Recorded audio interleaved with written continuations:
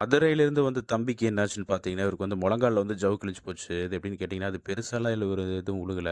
கால லைட்டா வச்சிருக்காரு பார்த்தீங்கன்னா, ஒரு பள்ளத்தில. ஸ்லிப் ஆனதில அவருக்கு வந்து பார்த்தீங்கன்னா, ஜவ்வு கிழிஞ்சு போச்சுங்க மக்களே. ஆமாங்க. அதுக்கப்புறம் பார்த்தீங்கன்னா, அவருனால நடக்கவே முடியல. கட்டு போட்டுட்டு நம்ம திரும்ப 2வது கட்டுக்காக வர சொல்லியிருந்தோம். 2வது கட்டுலயும் பார்த்தீங்கன்னா, அந்த அளவுக்கு பெருசா வலி இருக்குன்னு தான் சொன்னாரு. ஆமா, என்னால ஓடவே முடியலன்னு சொன்னாருங்க.